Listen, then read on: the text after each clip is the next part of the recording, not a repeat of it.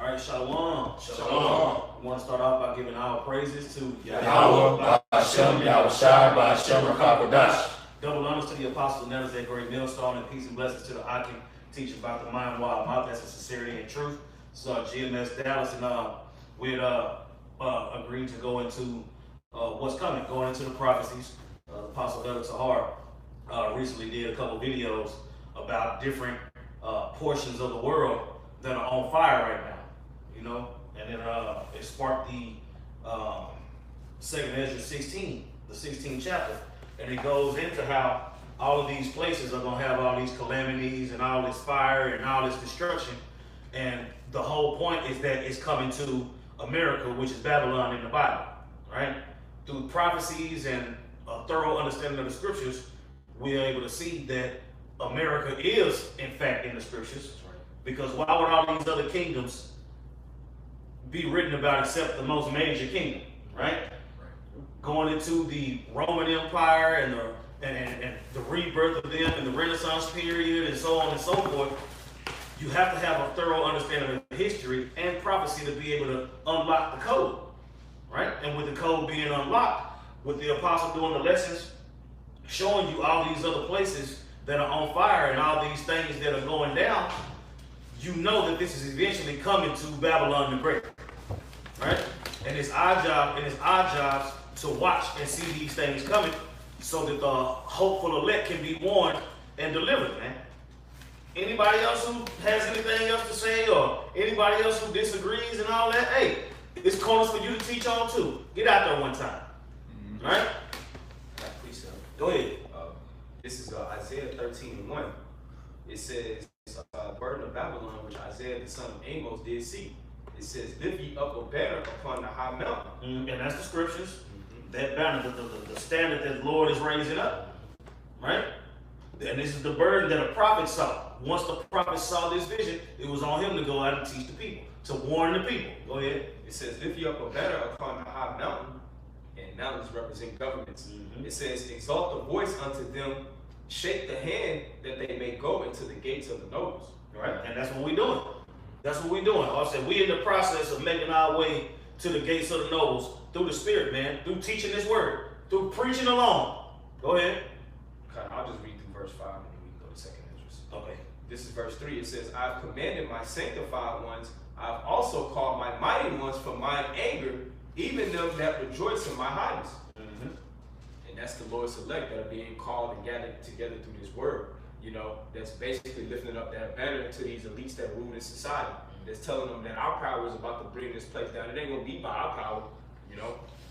It says, the noise of a multitude in the mountains, like as of a great people, a tumultuous noise of the kingdoms of nations gathered together, the Lord of hosts mustered the host of the battle. And that's just the time that we're coming into now, man. It's a time of battle. That's why the prophets are sounding the alarm to wake up our people and compel them to repent, you know, because great Babylon is about to be destroyed. You know, that's the point being made. Done. One Ezra. All right. This is 2nd Ezra 16:1. It says, woe be unto thee, Babylon in Asia, woe be unto thee, Egypt and Syria. It says, gird up yourselves with clothes of sack and hair, bewail your children, and be sorry, for your destruction is at hand. That's what I'm saying. That's what the prophets are going out telling people, man. That's right. You see, Babylon. You see, Asia. Yep. Right. The Lord is he keeps a roll call. That's right. Right. All the heathen that done had y'all away with the Israelites. Get ready for yours. That's right. Go ahead. Verse 3, it says, a sword is sent upon you, and who may turn it back? That's what I'm saying. So once the Lord's judgment go out, it goes out. It ain't nothing. It ain't even nothing we can do. Because the scripture said we hold back our sword from blood. That's our ass. Right. You see? So it will behoove us. The Lord said, woe unto me if I preach not the gospel. You see? So it's already set up. If it's going to be me or you, it's going to be you. Go ahead. It says, a fire is set among you, and who may quench it? Plagues are sent unto you, and what is he that may drive them away? And that makes people very uncomfortable. Yep, that's right. Right? You telling somebody they're going to get judged for all the things that they've done when they're walking around free doing whatever they want to do. Yep. when you try to take that away from somebody, they gonna fight back. But it's a losing battle, right? Because it's a losing battle for us to try to teach you and for you to repent, and it's a losing battle for you to think that you just gonna skate. But both of us got a battle to fight, right? That's right. That's right. That's right. And if I was just gonna say too, that shows, like it says in Revelations, the 11th chapter, that America, which we know as Babylon the Great, it's also spiritually Egypt. Because what was happening to ancient Egypt during the time of its destruction? It was being plagued. Right. You know what I'm saying? It went through plagues, whether it be pestilences, diseases, Right. you know, war. You know, these are all things that are coming to the new spiritual Egypt, which is America, man. Right. Because it also tells you in 2nd Ezra, the 15th chapter, wickedness had exceedingly polluted the earth. And it's been through Babylon, America. That's how wickedness has exceedingly polluted the earth. That's right. You know? And they weren't able to escape the plagues then, and they're not gonna be able to escape the plagues now. That's right. Whatever the plagues may be, because the Lord done cooked up a whole nother batch of plagues at this point. Exactly. You know, when you go into Wisdom of Solomon chapter 17, go ahead. And it's the Lord that's doing it too. That's right. It tells you that in 2nd Ezra 15 and 5. It ain't us just talking it because people gonna blame the prophets. It's the Lord hand that's sending these plagues. Right. It says, 2nd Ezra 16 and 6. It says, may any man drive away a hungry lion in the wood, or may anyone quench the fire and stubble when it had begun to burn? May one turn again the arrow that is shot of a strong archer. And I'm saying these are all metaphors to let you know that once the Lord takes that cap off, what they say, Pandora only comes out the box. Right? You don't never heard nothing about Pandora going back in. You can't put the toothpaste back in the tube. That's what it's saying. When the Lord's vengeance and anger pours out, nothing can stop it but him. That's right. Go ahead. Quick precept. Come on. Isaiah 55:11. So shall my word be that goeth forth out of my mouth. It shall not return unto me void. And that's a promise, man. The Lord is an entity that cannot lie.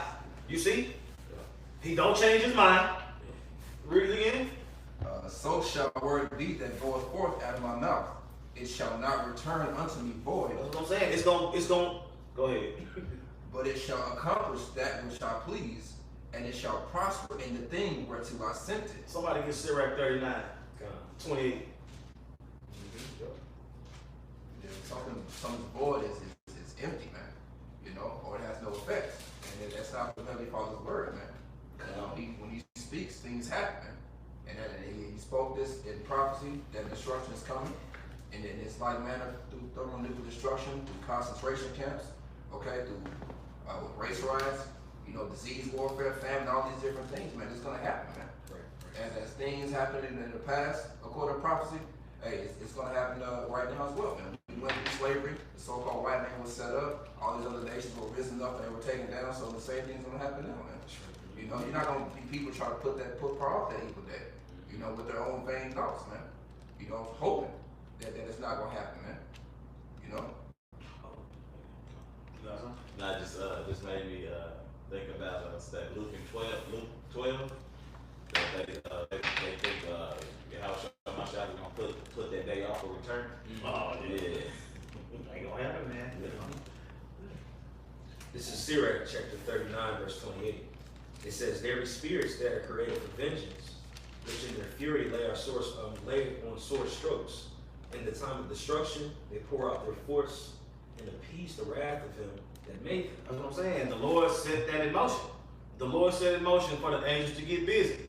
And the angels knew that was going to please the Lord, so they was full force with it. Go ahead. Verse 29, fire and hail and famine and death. Those are all spirits. Read it again. Fire and hail and famine and death. Mm-hmm. All these are created for vengeance. All these are created for vengeance, man. The Lord created these things to happen to people that would disobey. That's right. To people that would put their hands on his people. You see? Anybody that's outside the temple. Hell, the 2/3 is outside the temple right now. That's right. So they subject to all those things. Read on. Mind if I just land back off what you said? That was a beautiful point. All right, going into how these are really the angels that are controlling the minds of these, you know, the mind, or just in general controlling everything that's happening. For example, the plagues of Egypt were just mentioned by the priest Yadakah, which goes to show you that the Lord has sent his angels to do all this before he sent that spirit of death to come and take a firstborn son. You read about it in Ezekiel, the 14th chapter, when you read at the end of the verse, it goes into the four sore judgments that always hits the land before it goes down. And one of the howls, noisome beasts, pestilence, so forth. Goes to show you that the Lord used the angels to do this, and the Lord is going to use these angels to do the same thing over here. That's right. And we're seeing it happen all over the earth, man, because it's really stirring something up that's going to end up popping off over here at the end of the day. I'm saying, and the thing is, Babylon is the one that has all these other countries in straits. Right. You see? It's going to be a retaliation when they turn their back on the whore, man. That's right. You see? A majority of these places where it's going down is American allies. You know? Putting sanctions on people and, you know? That's right. If I tell you, this is kind of like in certain movies and shows where they have the sting operations. Yeah. And they know somebody within that sting operation could be better than what they are, so they tip them off. Hey, it's gonna be a bust tonight. Everybody going down. You shouldn't be there. That's what Yahweh Hashem Yahshua is doing with his men. Yep. He tipping his men off. Hey, this is going down. I don't think y'all want to be there, bro. That's right. You know. That's right. I got it. Are you stupid? There's more of that. Verse 30. Teeth of wild beasts and scorpions, serpents, and the sword, punishing the wicked to destruction. That's representation of these places being on fire, man. That's right. Destruction, calamity, right? Go ahead. They shall rejoice in his commandment, and they shall be ready upon the earth when need is. And when their time has come, they shall not transgress his word. And that time is coming, man. You see? That time is coming. To where the Lord is going to unleash, man, and he's not going to turn that faucet off until it's time to turn that faucet off. Right? That's right. Go ahead. It says, therefore, from the beginning I was resolved and thought upon these things, and have left them in writing. All the works of the Lord are good, and he will give every needful thing in due season. Right? So that a man cannot say, this is worse than that. For in time they shall all be well approved. And therefore praise the Lord with wholehearted mouth and bless the name of the Lord. That's it. That's what I'm saying. And that's the whole point. The Lord sent forth those spirits to bring you back to repentance, man. Because when the elect see what's happening to the people that's getting jacked up, it's gonna be further still. That's right. That's double on top of what we already had if we those people. That's right. All right? You guys know? Yeah, come in. We can get back to it. This is Luke chapter 12, verse 43. Blessed is that servant whom his Lord, when he cometh, shall find so doing. That's what I'm saying. And what is the Lord gonna find you doing at this time, man? You see? If we at the end of this thing, man, the apostles ain't going crazy about telling us to get our asses up, man. And you ain't crazy about getting your ass up. Right. You know what I'm saying? Come on, man. These people, this devil is about to go hard, man. And the Lord about to let him. You see? Is there more to that? Verse 44. Of a truth I say unto you, that he will make him ruler over all that he hath.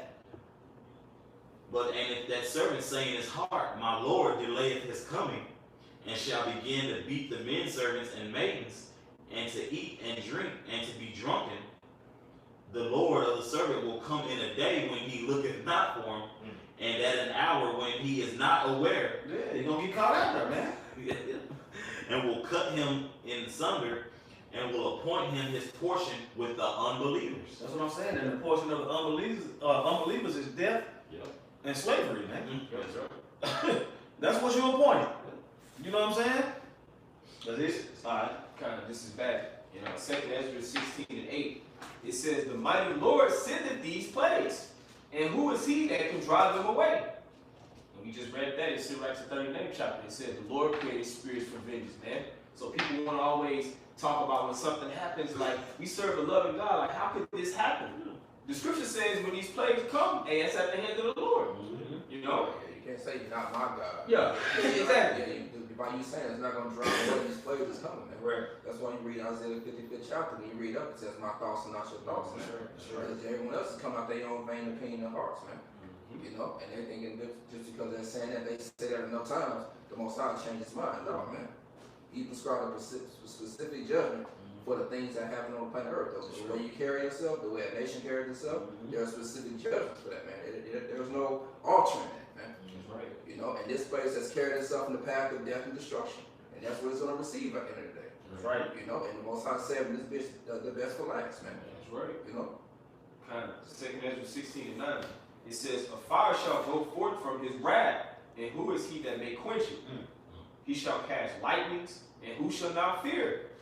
He shall thunder, and who shall not be afraid?" That's what I'm saying. So when somebody be like, "Not my God," then let you know that it's not the God of the Bible, because we're reading out of the scriptures. that's right. So if your God wouldn't do this, who is your God? Yep. Because the God of the Bible will. It's obvious, right? Go ahead. That's why the scripture says also that the fear of the Most High is the beginning of wisdom. People talk about all this love that they have for the Most High, but the first thing you should have in your mind is the fear of the Heavenly Father. Right. The power that created you and that can create all of these plagues and destruction, you want to fear that power. That's right. You know, that's being wise. It says, verse 11, it says, the Lord shall threaten, and who shall not be utterly beaten to powder at his presence. Man, that's that cry. All right, when it goes to the final trump, there should be made a cry, man. That's that war cry, man. And when the Lord comes back, before he sends his son back and the angels, there's going to be a lot of cries on the earth, but this is all part of the Lord's judgment, man. Thunderings, lightning. You read about it in Revelation, that 8th chapter. All right, as the prayers of the servants, like we went into earlier in that precept, when he said, in Sirach 39, they shall be praising the Lord when that stuff's going on. You read it in Revelation, that 8th chapter, when the prayers of the elect have filled the temple of the Lord. That's when the fire and the lightning pass to the earth, man. All right, we're entering into that point. All right, where America is pretty much being what's the word I'm looking for? Its sins are pretty much stacked up. Yep. All right, in the fullness of its sufficiency, it's being made in straits. All right, the voice of the Lord is going out through the prophets, and now that incense has filled up the temple. Now the judgment's happening on the earth, man. All as the scriptures prescribe that. The same exact way.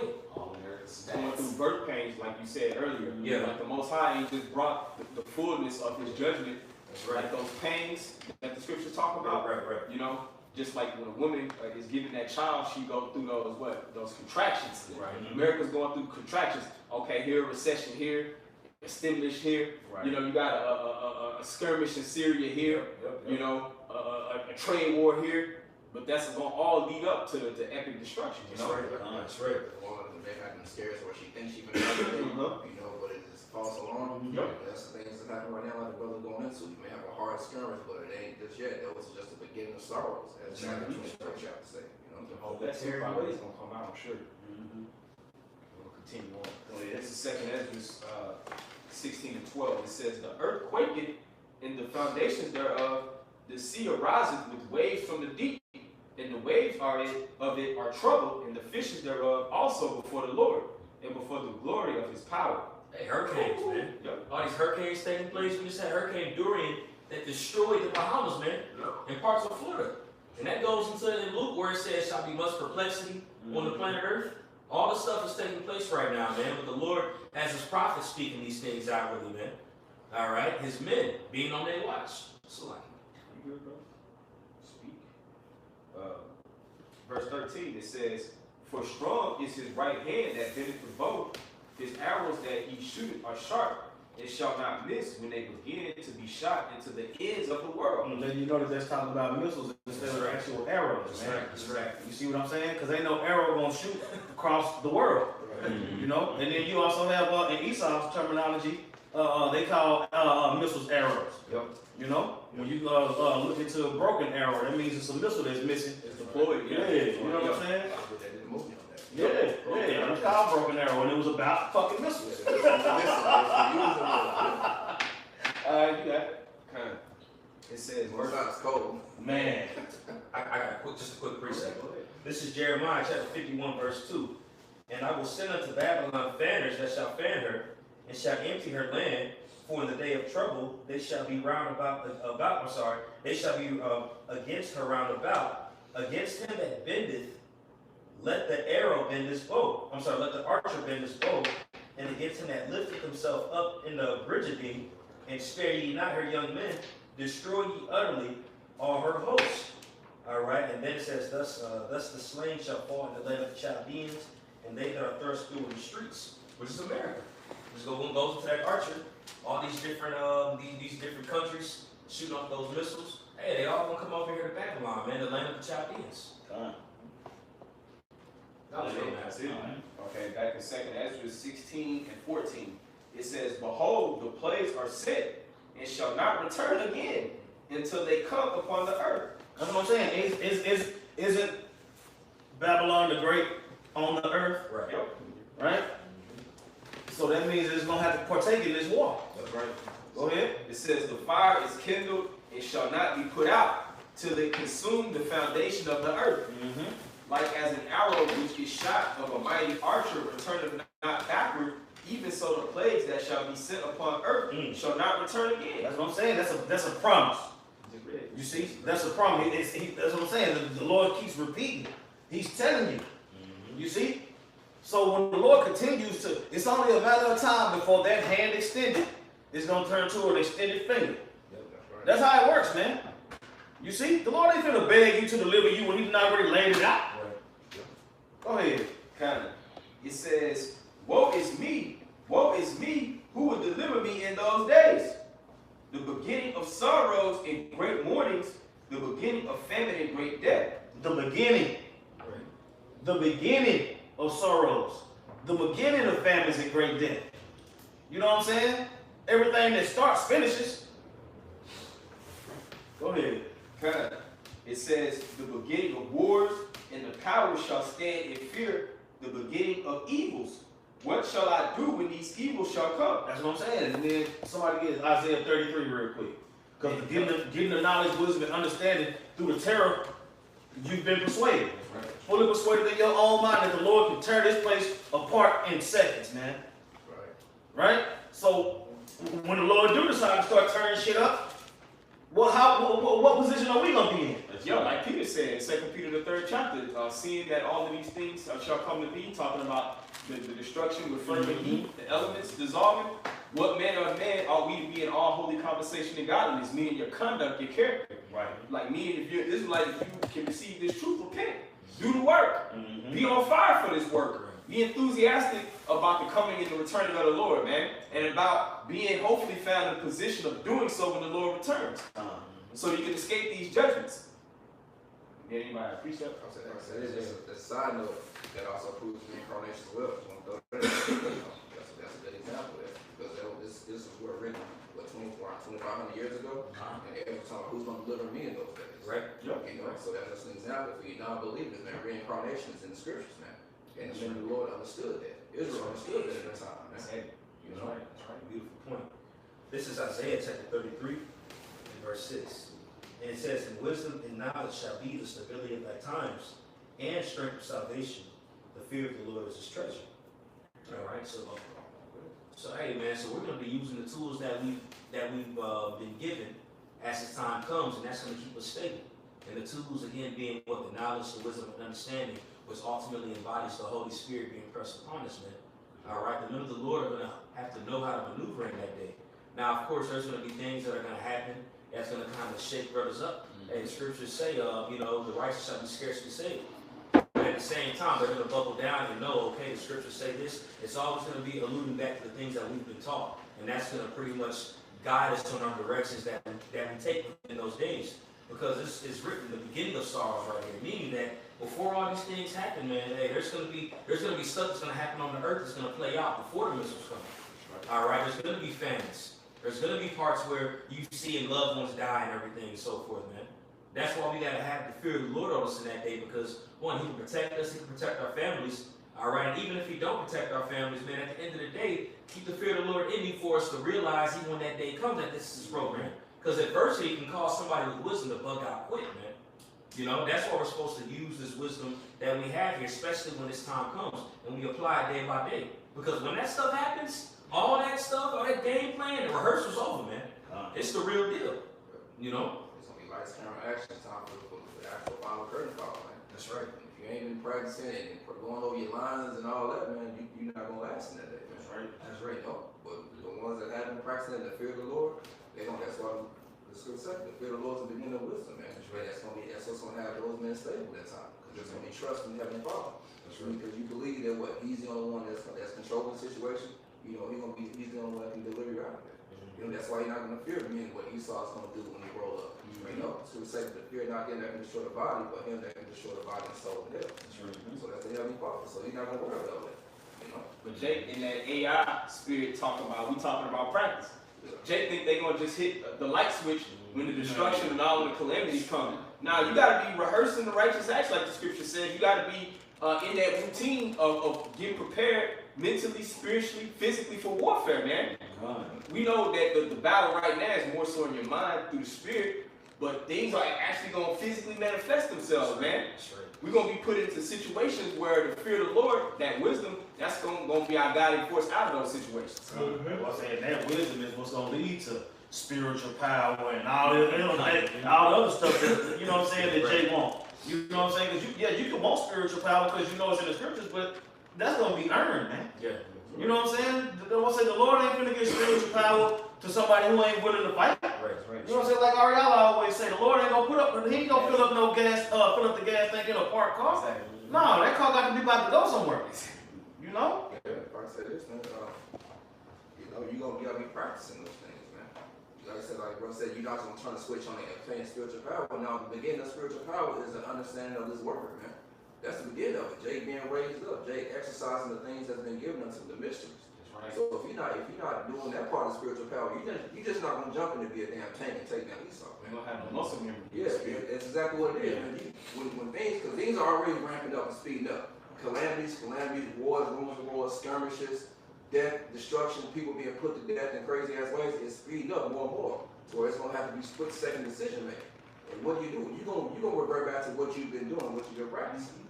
And if you ain't been fasting, praying, having a thought mindset of the Heavenly Father, you're not gonna make spiritual decisions. If you've been doing nothing but filling your flesh the whole entire damn time, you know, serving yourself in your actions, that's what you're gonna do in that day. You're gonna be a selfish bastard. You're gonna be put to death, man. Right. But if you've been practicing fasting and things like that, you're not gonna worry about it. We talked about this yesterday, like how it's about ways. Say you don't eat for 2 or 3 days, but if you've been fasting, it's gonna be another walk in the park for you. It's gonna be another day at the office. But if you've been fucking hungry as hell, eating every damn thing in sight, you gonna best friend, eat your brother, eat your friend, eat your kids, man. You're gonna be a liability. Yeah, you owe your liability, man. You're gonna get yourself and everybody else killed in that day, man, for being so damn selfish. Yeah.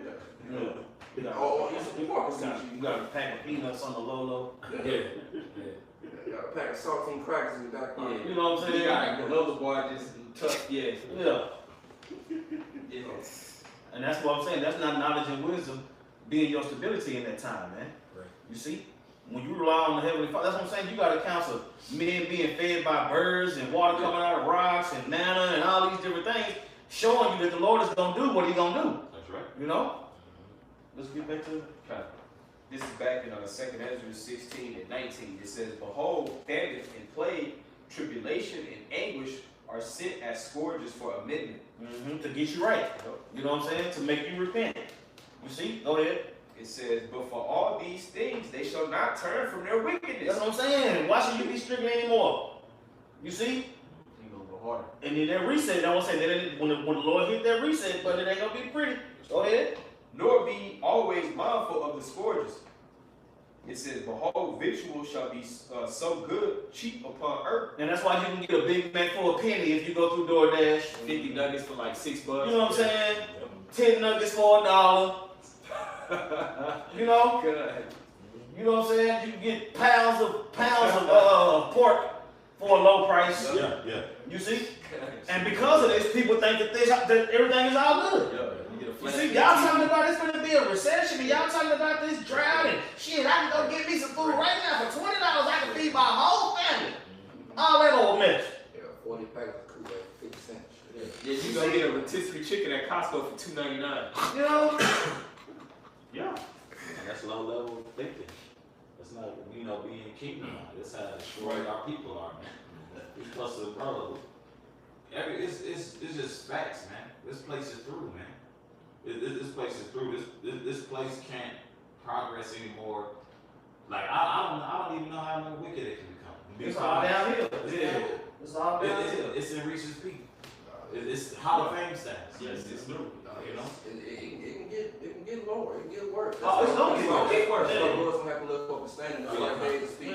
That's why there's no flesh gonna be saved. Because he'll say, "What? How great is that darkness?" So there's no end to the darkness. You know what I'm saying? It's just like that nigga, when they kick that nigga down that hole on 300. You never see that motherfucker land. Right. That's the king of terrorists. That's what I said. So the Lord knows that there's always. That's why I'm not even shocked anymore. There's always a new low they're finding a way to sink to. That's why the Lord's not. Okay, enough is enough. Oh, you just stacking up. Okay, it's stacking up. It's stacking up. That's another one. That's another one. It said it reached up to the heavens. So. Those bounds you can't pass, man. So once you really fulfill those hurtful works of fulfilled, let's talk about the 2 Ezra 15 chapter. That's when it's gonna go. This is go time. It's gonna really hit, you know. This is what the priest was talking about earlier. This is Luke chapter 21, verse 23. But woe unto them that are with child, and to them that give suck in those days, for there shall be great distress in the land, and wrath upon this people. Verse 24. We're talking about at that time, the 70 AD, you know, but that's also here now as well. Because those kids, you know, that's gonna be a liability. You have to lug around a 8-month-old baby, especially if it's cold and hell outside, you know, or just in general, it's warm, you know. A baby, you can't just tell a baby to be quiet, you know what I'm saying, and the baby just gonna listen. No, the baby's hungry, it needs to be changed, man. If you ain't got no diapers, you're gonna be assed out. The baby gonna give away your position, man. Yeah. You know, or you have to steady worry about this baby, you have to make sure the baby's okay. You know, all these different things where you can't focus. You know, and everything else is important. And then on the flip side, if you are in that situation, knowledge and wisdom is going to be your stability in that time. Yep. So it never goes away. Yeah. Whatever situation you in, knowledge and wisdom will be your stability in that time.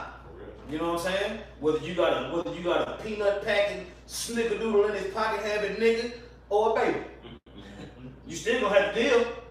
You know. It's like that fear and trust. God. That's all can take care of it. You know what I'm saying? I'm gonna say when you utilize the knowledge and wisdom, the Lord gonna make sure the baby is fleet. You know what I'm saying? He gonna make sure the baby is fed. Or you know what I'm saying? That's right. It says, I'll read this again, 2 Ezra 16 and 21. It says, behold, victuals shall be so good, cheap upon the earth, that they shall think themselves to be a good case. And even then shall evils grow upon the earth. Sword, famine, and great confusion. That's what I'm saying. Shit, right? I'm saying, 'cause right after that chicken sandwich craze and all that shit, what happened? The Baba John case came out, and this other lady got shot in the face. Yeah. You see? Yeah. So even though you can get a Big Mac for $1, your people still being destroyed. That's right. And you next. That's right. Let's go. You're confused about the whole situation. Yeah. Yep. They come to the reality of it, the truth of it. And it hasn't even got ugly over here yet. Okay. You know what I'm saying? Them little nigga riots that might break out during a possible march. Yeah. That ain't talking about that. Right. This bitch finna burn. You're scratching the surface. That's right. Go ahead. It says, verse 22, for many of them that dwell upon earth shall perish of famine, and the other that escape the hunger shall the sword destroy. So either you gonna starve to death or you gonna get smoked. Yeah. You know what I'm saying? But the brothers that been fasting and getting used to not eating, Get that limitation. you see? When you practice these things, like the brothers been going into, when you practice these things, that ain't gonna be. This don't apply to you. You see? This apply, I'll say, all these things was created for the wicked. That's right. That famine, that sword, we just read it. That ain't for the righteous. That's right. That's for the wicked. Go ahead. Kind of.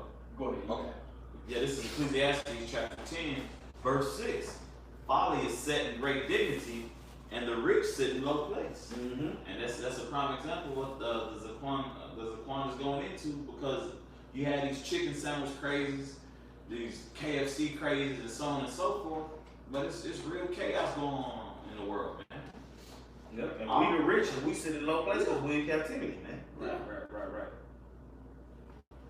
Was that it on that? That's it. I'm gonna read this verse again, and then you can bring it out, because I just want to make a point, man. It's gonna get to a point. One option of dying is gonna seem more feasible and advantageous than the other in the times that you're coming in. 2 Ezra 16 and 22, it says, for many of them that dwell upon earth shall perish of famine, and the other that escape the hunger shall the sword destroy. So, Lamentations chapter 4, verse 9.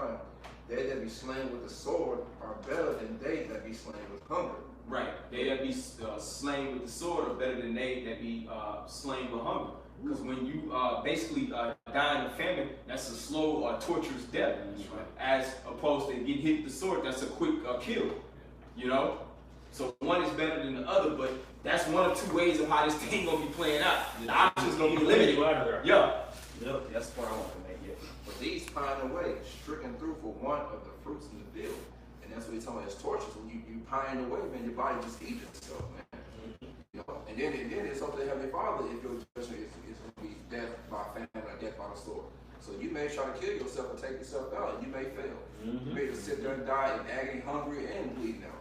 Or you may not even have the nuts to even take yourself out. Right. You know? But that's a hell of a spirit to actually kill yourself. Because that's one of the first things you want to do is preserve your flesh. So for you to have enough to really take your own self out, man, that's a cold spirit. You know, so that dudes might want to do that, but can't even have the gall to even take care of that. You know, And that too highlights the fact, the reality that cannibalism is going to be introduced into the equation. People think that's a far cry from how we live now. Because you can go through these drive-throughs, but when that family touching your back, man, your little baby, hey, that's going to be an option that a lot of people going to readily take, just like they would take the chip. But that's another topic, but that's the topic we're going into. Yeah, right. I say this, and once you have taste of it, you may start. That's how you gonna roll. Because like, we speculate, you know, hey, we know we probably ate some people on the cool. So when you taste that shit, it may taste like a Big Mac. You know what I'm saying? But you already had that type of flesh before. You know, so that's all you do is that first. Like, oh, damn, tastes how it's good. And then on, you through, you can start going hard. Start trying to justify it. All these new science study breakthroughs.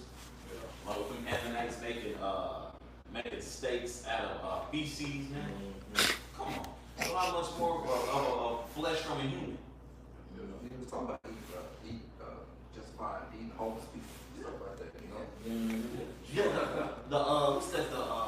The Impossible Burger. People started to speculate that Beyond Meat and Impossible Burger, like, say, man, why is this getting blown up like this? Yeah. Why would such a quote unquote healthy lifestyle now be catering through KFC and catering through Burger King? Hey, we even went into that Popeyes epidemic just earlier. We was talking about that, man. You saw Jake was acting with that Popeyes chicken. Was probably Tyrone from down the block that was eating, man. I'll say, then you gotta keep this in mind, man. The Lord set up meats that we can't eat. So you got these vegans, right? You got these vegans who want to get away from meat, but they got vegan chicken nuggets, they got vegan hot wings, they got vegan hot dogs. So that's what I'm saying. So you're trying to get away from meat, and they just basically admitting it's GMO. Because if you're telling me it's not meat, because I don't want to eat meat no more, but you're going to give me meat, what the fuck is this? You know what I'm saying? This is vegan lamb. So it ain't lamb, so what is it? You see? So it's easy to just eat the lamb than to say, this plant don't taste like it. Get the fuck out of here, bro. That is not a plant, bro. Stop. You know what I'm saying? The Lord said you can eat meat, but here come this nigga talking about, nah. You see? And then they gonna say, so you taking away real meat and giving them fake meat, and they like, cool. I'm healthy. Nah, man. That's a lot. Like you said, the Lord gave things that we eat. There's even fruit that tastes like me. I believe it's called jackfruit. Yeah. You know what I'm saying? So people want that, but don't want that's meat. The Most High even provided that. You know. But what does Esau do? He takes everything the Heavenly Father does and puts it on the left hand side, and it synthesizes it. You know, to make it to where it's not real. You know, a synthetic kingdom, synthetic bus and shit is all made up.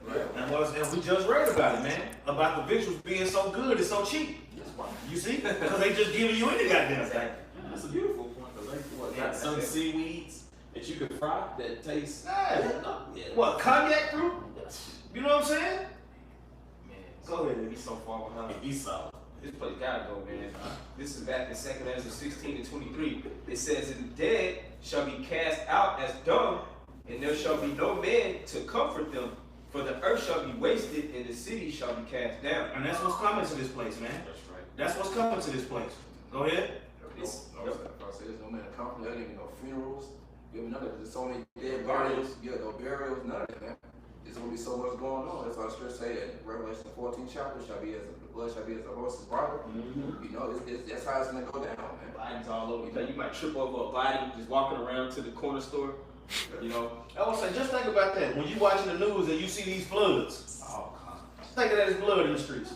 When you see a flood going through downtown, where you see water on Main and Avenue, you seeing water go, you know what I'm saying? Think of that as blood. You know what I'm saying? It's gonna be that serious, man. There'll be some blood-soaked streets out there. Billions of people is gonna equal a lot of blood. You know how much blood is in one person? In the average size person. I ain't talking about nobody obese or, you know what I'm saying? It's just the blood that's in the average person is a lot. You know what I'm saying? You see somebody leaking on the ground, it's like it never ends.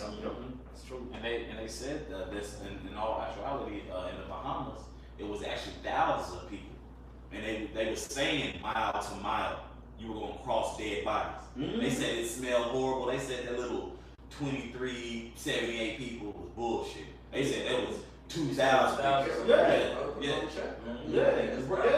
the bodies lined up down the street, man. You know, It's gonna be way worse than that over here, man. Like the priest said, walking to the corner store, Yeah. you crossing bodies. yeah, the Lord said the slain of the Lord shall be many for no reason. Right. You know. I got a precept. Goes right into that. This is Isaiah 34:2. It says, "For the indignation of the Lord is upon all nations, and his fury upon all their armies. He hath utterly destroyed them, he hath delivered them to the slaughter. Their slain also shall be cast out, and their stink shall come out of the carcasses, and the mountains shall be melted with their blood." All right, just a precept going into it. When you continue to read down, it goes into the nukes. All right, but still, there's going to be plagues and pestilence that happen before that takes place, man. All right, dead bodies, let the bodies hit the floor. There's going to be hella bodies out here. You're talking about the animals, the birds having the feast. That's right. You know what I'm saying? Because then you know ain't nobody gonna be buried. You know? That's right. That's right. You got it, kind of. This is back in 2nd Ezra 16 and 24. It says, "There shall be no man left to till the earth and to sow it. The trees shall give fruit, and who shall gather them? The grapes shall ripe, and who shall tread them?" The grinding shall cease. Yeah, I was thinking. That's what it is. It don't necessarily mean, oh, can't pick my grapes no more. No, that just goes into labor, man. There's going to be no productivity here anymore. There's going to be nobody here to produce anything, man. Right. Because you're going to be too busy trying to fend for yourself and your family, man. If you ain't at your family yet. You know?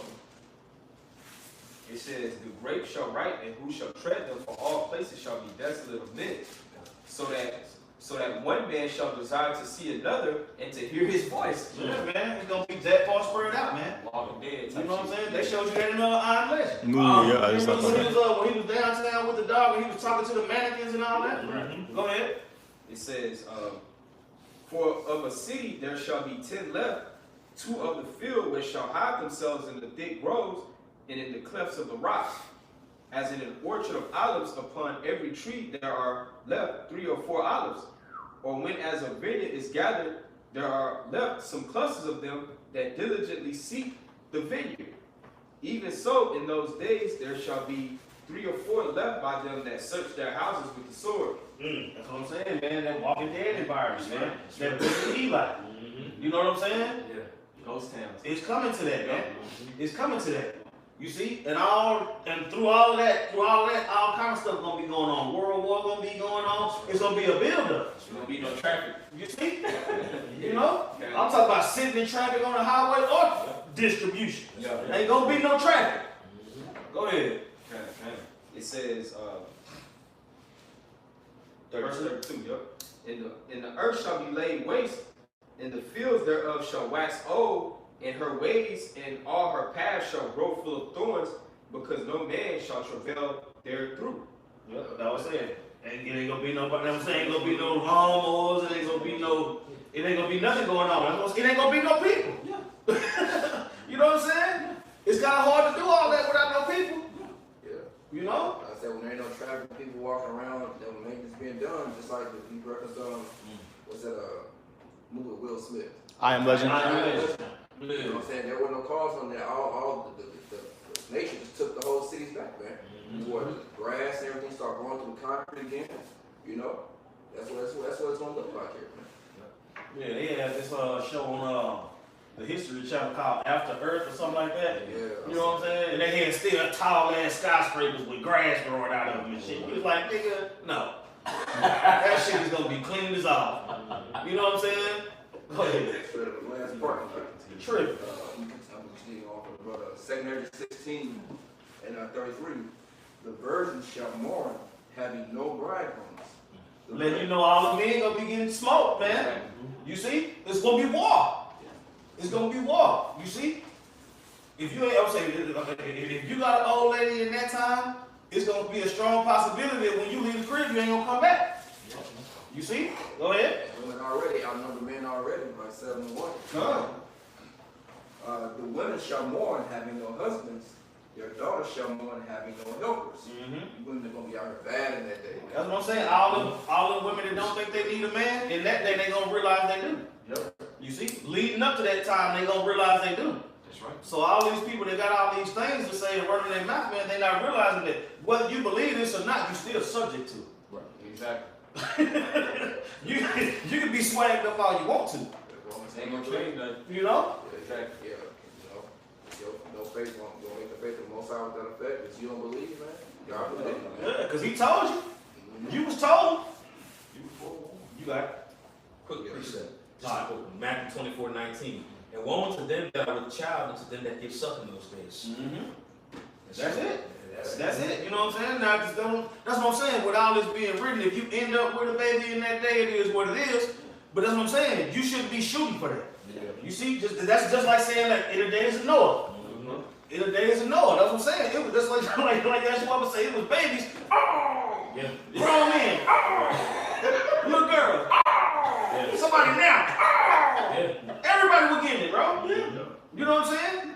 So if knowledge and wisdom ain't leading you in them days, it is what it is. Right. Seeing all those, like I said, all these young jakes with babies, man, and the fathers ain't around, can barely get on and off the train, on and off at the bus This stop. baby's born to be eaten. Yeah. Damn, ain't that so? This baby's born to be eaten.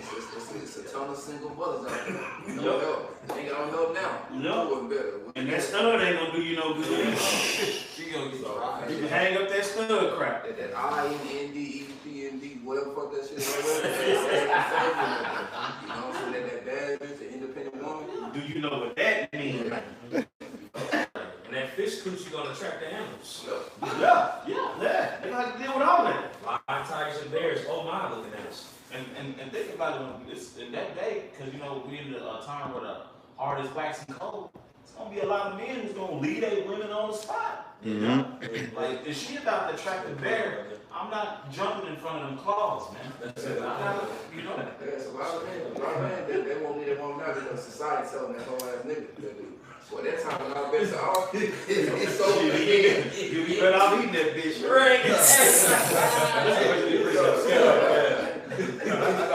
Okay, Just to back up the brother, he said the elder was saying that there's babies that's going to be born to be eaten. That's right. This is second Ezra chapter 9 and verse 22.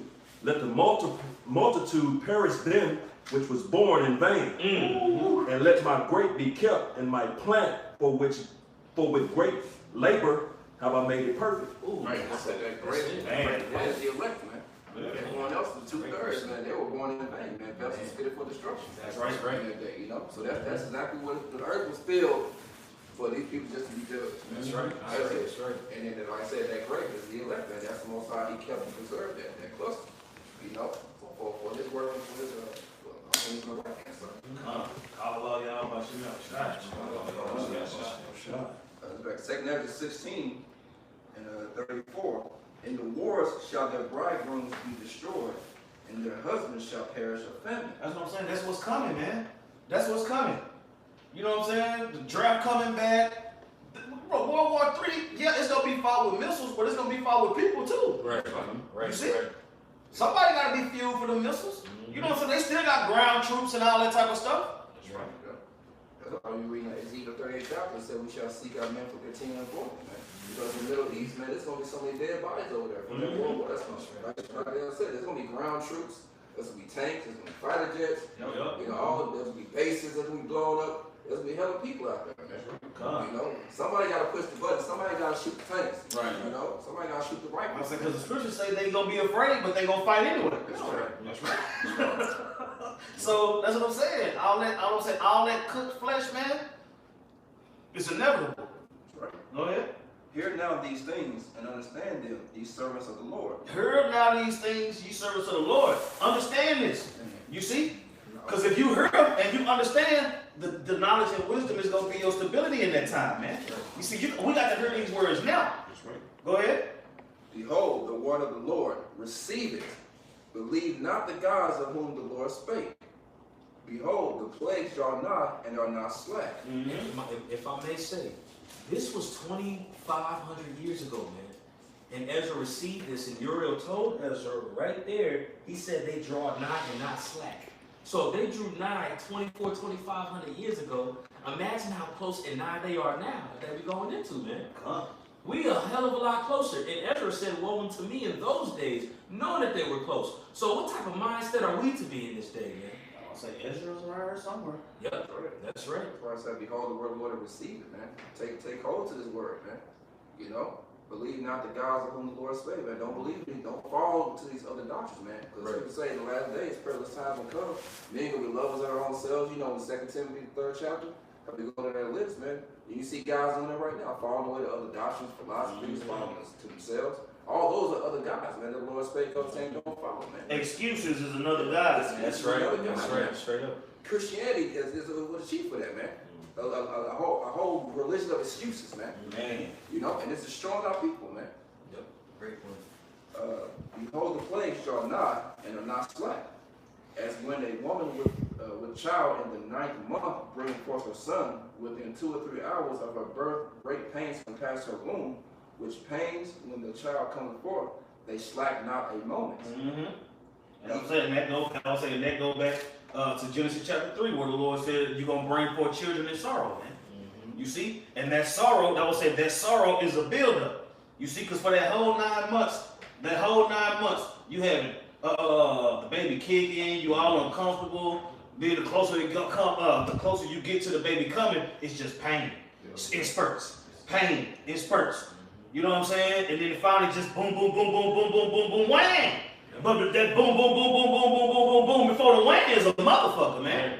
Like I say, you nauseous, sick, all that. And once she dilate more and more, you know, that's when the pain comes. You know, you get to about 5 or 6 centimeters and you dilate, hey, that's when the shit hit the fan, man. Yeah. The women lose their damn mind, man. Yeah. You know, and that's what's like they said, that's what's gonna happen when these plagues increase more and more. When it's time for this whole ordeal to go down and go into labor, hey, it's gonna be non-stop. You can't shut the baby back up there, man. Like we've been talking about, man. When the plagues come, when the Most High prescribe it, it's not gonna come back, man. That's right. That floodgate is open at that time. You know, when that water break, it's over. Let's see. Even so shall not the plagues be slack to come upon the earth, and the world shall mourn, and sorrow shall come upon it on every side. Come on, keep going. O my people, hear my word. Make you ready to the battle. Stop. Hear my word and make yourself ready for the battle. Yep. You see? See, the Lord is preparing the men for battle. That's right. The world ain't preparing men for battle. You know what I'm saying? The Lord is preparing you to be in your deepest sleep when they come get you. Go ahead. I got a precept. Come. This is Ephesians 6 and 13. It says, wherefore take unto you the whole armor of the Most High, that you may be able to withstand in the evil day, and having done all to stand. It says, stand therefore, having your loins girt about with truth, and having on the breastplate of righteousness, and your feet shod with the preparation of the gospel of peace. That's what I'm saying. And your feet shod with the preparation of the gospel of peace, man. You're going to have to fight to push this word out. That's right. You know what I'm saying? You're going to have trouble on every side. You see? I was watching Troy the other day. And when I tell you Brad Pitt playing Achilles, man, when I say no wasted motion, every move he made killed somebody. And that's just him. You know what I'm saying? King David, come on, man. Yep. You see, this is what I'm saying. When the Lord put King David, when he killed Goliath, he had on this. Read, let's read. It says, I'll read that part again. It says, verse 14, stand therefore, having your loins girt about with truth, and having on the breastplate of righteousness, and your feet shod with the preparation of the gospel of peace.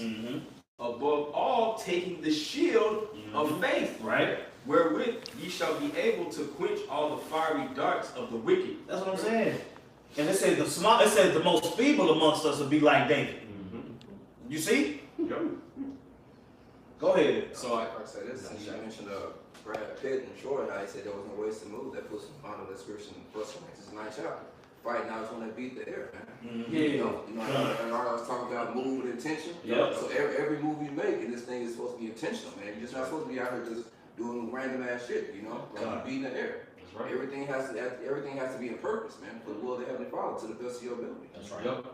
And it is a spiritual battle, if I can say this too. So any soldier that gets ready to go to battle, there's a preparation. You got to put on the armor. That's what the scripture is talking about. But it's talking about more so for us, the spiritual armor, getting our mind right, getting our psyche, our mindset prepared for what's to come, man, to deal with this tribulation.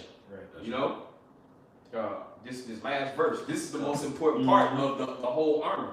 Verse 17, it says, and take the helmet of salvation. Because the helmet is your head. You got to protect the crown. Because that's where headshots go to your crown. Great point, brother. It says, and take the helmet of salvation, which that's going to be through the right hand, Yahweh Shah. He is our Savior. He is the deliverer. You know? It says, and take the head of the church. That's right. He's the head. Nah, you got it. Yeah. It says, I'm going to just finish it and we'll go back. It says, Ephesians 6 and 17, and take the helmet of salvation and the word of the Salakia, and the sword of the Spirit, which is the word, which is the word of the Most High. Yeah. It is. You see? And when you are fully dressed, prepared for battle, the Lord is gonna fight for you, man. Because you followed the instructions, man. When he said put on the helmet, we did. When he said put on the breastplate, we did. When he said get our feet and our foundation like we did. You see? Yeah, that's right. He's putting on the house shot. That's right. Because he's the word, man. He's everything, man. So we come in that same test. So all those things then come with your house shot. That's right. You got something to tell? When King David came back and slaughtering them Amalekites, and he was talking to that Amalekite, and he was asking like, what happened to Saul, you know, and Jonathan, you know what I'm saying? And he was like real sad by that. And after he had somebody kill that Amalekite, he said he was bade to teach the children of Judah to use the bow. So through the Spirit, we put here to through the Spirit to teach the children of Israel. You know what I'm saying? Hey, keep fighting like the brothers are going into. That's a prime example. Because King David was at war. We at war too. That's right. Yep. You know, so it only makes sense. Hey, you see a young brother out there on the other side for so long, or we know brothers behind that computer screen. Get out there one time like that, I would say, man. You know, we at war. You know what I'm saying? And you can't do shit behind the computer screen at the crib or on the sideline. You know what I'm saying? It's only cool for so long, and it ain't cool no more because we at war. Let's say, think about the story of Gideon, and they can get back to us. Let's go. Back in 2 Ezra chapter 16, verse 40. O my people, hear my word. Make you ready to the battle, and in those evils be even as pilgrims upon the earth. Be ready to get up and go at all times. Go ahead. Pass and breathe, man. That's right, though. He that selleth, let him be as he that fleeth away, and he that buyeth as one that will lose. He that occupies merchandise as he that hath no profit. You know what I'm saying? Don't put no stock in this place, man. Do what you got to do, man. Precept. Ariana always preach that, man. You still got to live your life in this thing, man. So that's what I'm saying. If you can get you a house, get you a house, but don't think your kids gonna grow up forever in it. That's right. You see what I'm saying? That's right. If you got to start a business venture to look out for the brothers and so on and so forth, do that. But that's what I'm saying. Don't expect that to be your kingdom. Yeah. Go ahead. All that's gonna pass away, man. Keep that in mind, man. That shit don't matter. Don't hold a stake in it. Right, exactly. It shouldn't be your law. That's what happened to Lot's wife, man. Right. Complain and worry about those things in the world, man. Got burnt up, turned to a pillar of salt, man. Exactly. And this is saying don't do that. Exactly. you make the best of our situation in Babylon, but with the mindset that as soon as this destruction and everything hits the fan, you ready to just put off everything. Right. You know? What was that movie, Heat? That movie Heat. It said if you can't walk away from that shit in 15 seconds, don't attach yourself to it. Exactly. You know? That's right. I had a precept.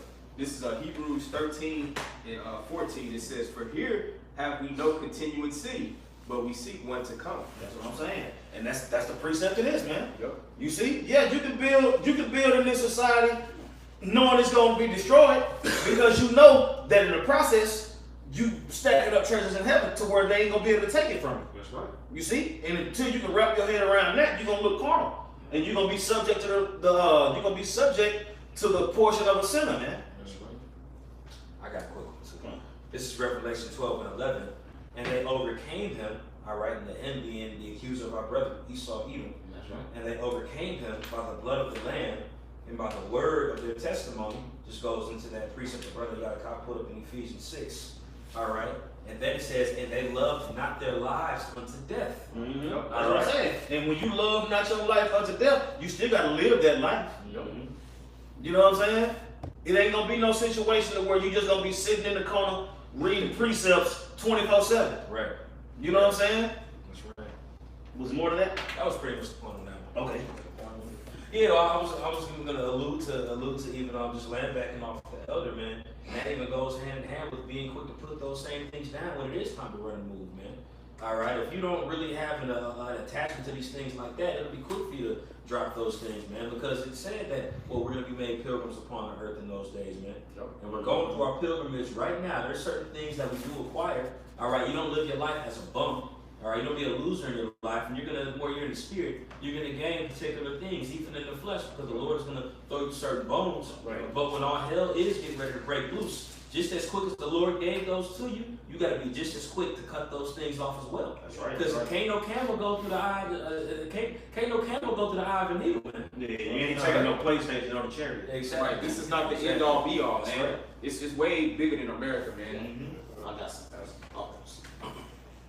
Okay. This is James 4:4. Ye adulterers and adulteresses, know ye not that the friendship of the world is enmity with the Most High? Whosoever therefore will be a friend of the world is the enemy of the Most High. That's plain, man. That's plain, man. Well, I'm saying when the Lord describes the world as it is, and you see it, you should want to get out of there. You know, and if you want to stay, you can. Hey, and if I can say this too, you got guys that's in the camps that are playing around and straddling the fence on this. They're still trying to have situations within this world, but just kind of want to just give just enough of the truth to where, you know, it doesn't seem questionable. Right. And that's being lukewarm, really. Slide on the radar. Just trying to slide. Basically, we talked about it, and I'm going to do a lesson, Lord, with it.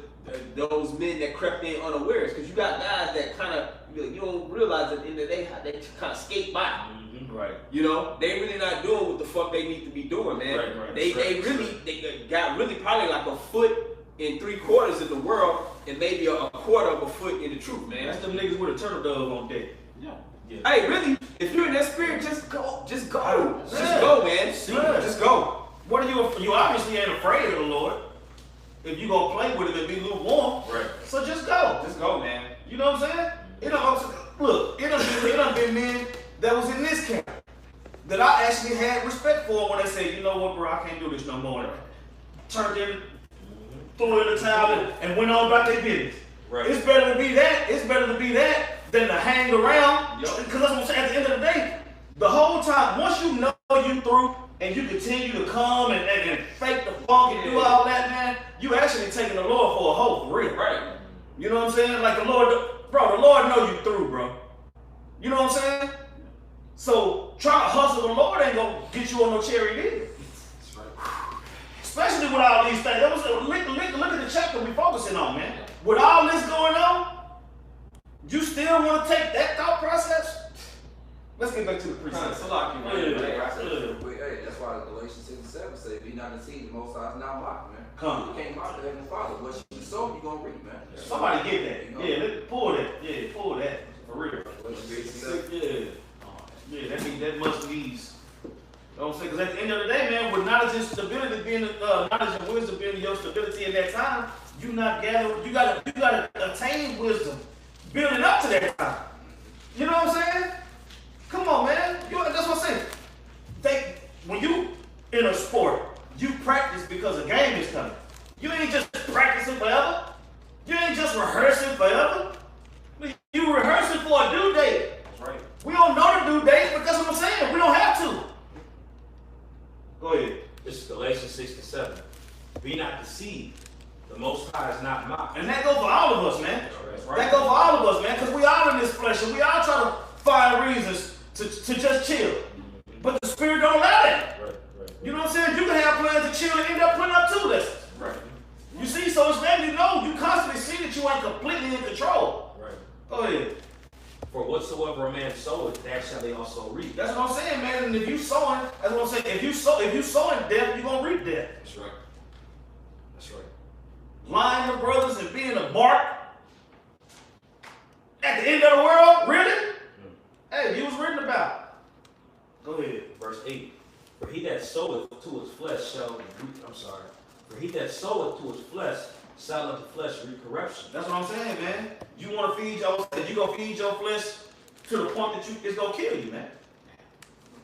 Go ahead. But he that soweth to the Spirit shall the Spirit reap life everlasting. That's what I'm saying, man. So those men that contain the flesh through the Spirit, as hard of a task as it is, it's a reward. Right. You know what I'm saying? I would much rather have my reward when I can enjoy it than to, you know what I'm saying? Jacob have a reward and it'll end up going left.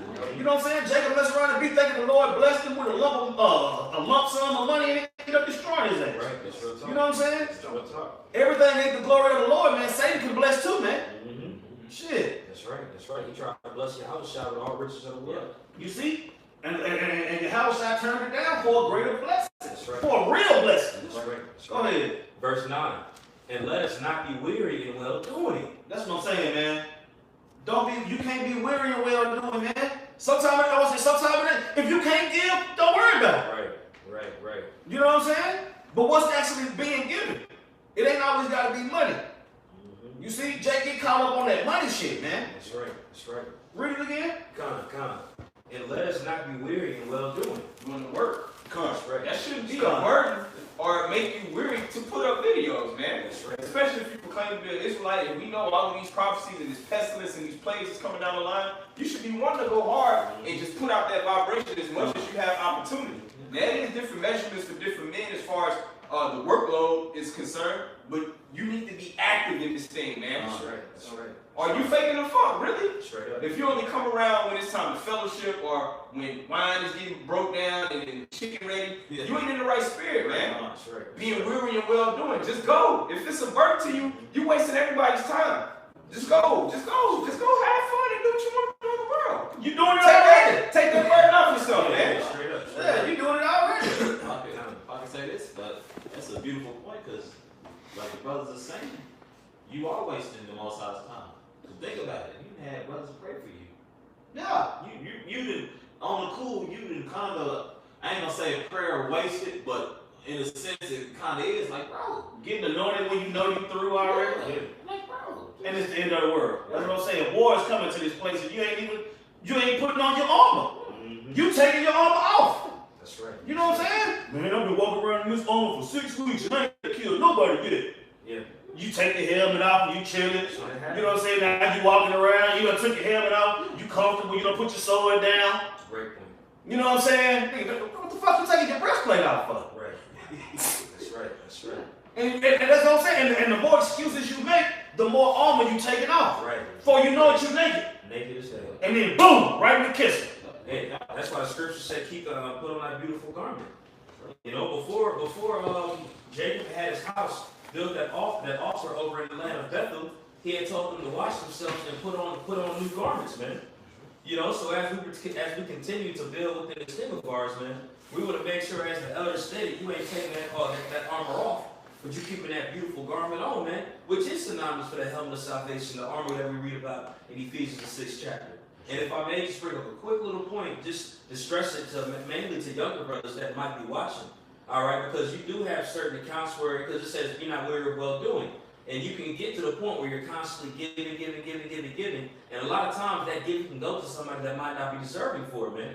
To the point where you're aiding somebody that really ain't trying to better themselves. You know, sometimes you gotta monitor it and don't think just don't be weary of well doing doesn't mean that you can't be simple. You know what I'm saying? It can't be simple at the same Talk about time. that. No, without giving some ups. Exactly. Because we judges at the end of the day. Right. You don't want to be simple. If you see certain patterns in brothers' behavior on certain things that you're doing, sometimes you got to cut that off and fall back. That way you can give to another brother. Or maybe that brother might be able to work that situation out and is pretty much willing to aid in his salvation at the end of the day. Give according to thy strength. That's right. Just wanted to just say that really It's quick. all good. You know. In the spirit.